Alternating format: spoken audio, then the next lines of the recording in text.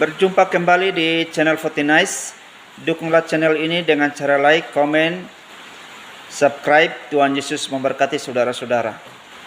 Tema kita saat ini, cinta ditolak, dukun bertindak, peringatan Alkitabiah. Shalom. Saudara-saudara yang terkasih dalam nama Tuhan Yesus Kristus, pernahkah kita mendengarkan ungkapan cinta ditolak, dukun bertindak?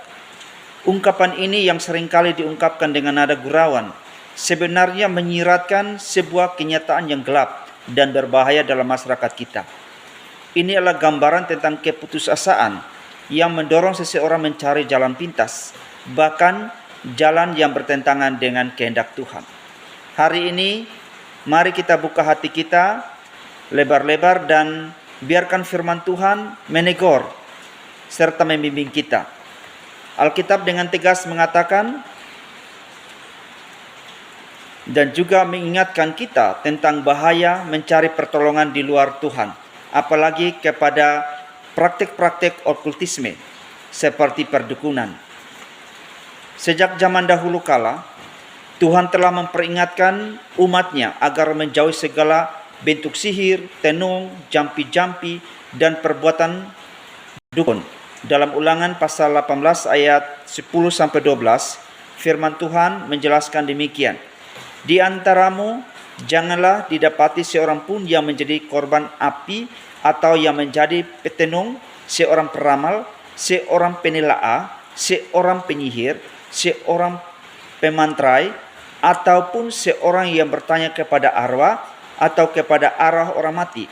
Sebab setiap orang yang melakukan hal-hal ini adalah kekejian bagi Tuhan.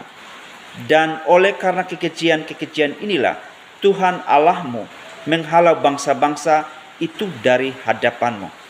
Jadi saudara-saudara yang dikasihi dan diberkati Tuhan, perhatikanlah betapa tegasnya peringatan ini. Tuhan menyebut praktik-praktik ini sebagai kejian. Mengapa? Karena dengan melakukan itu kita sedang menyingkirkan Tuhan dari takhta hati kita dan menggantikannya dengan kuasa kegelapan. Kita mencari solusi dari sumber yang salah yang pada akhirnya akan membawa kehancuran dan kutuk, bukan berkat dalam hidup kita.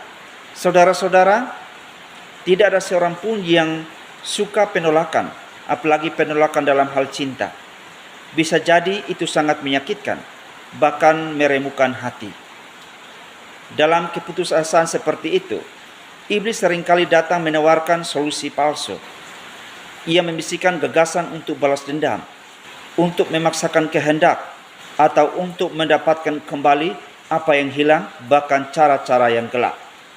Namun, sebagai umat Tuhan, kita harus teguh berdiri di atas firman Tuhan.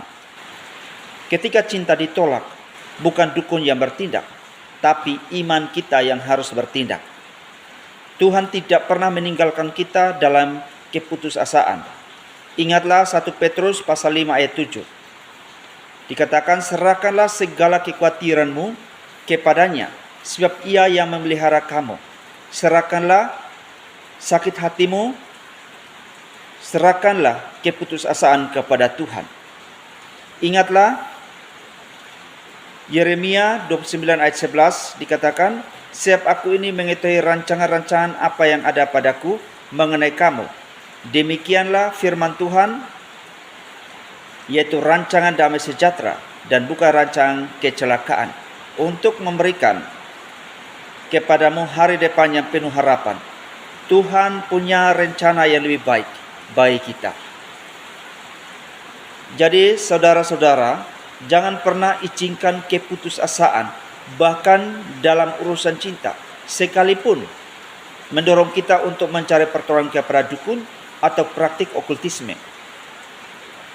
Itu adalah pintu masuk bagi kuasa gelapan untuk menguasai hidup kita.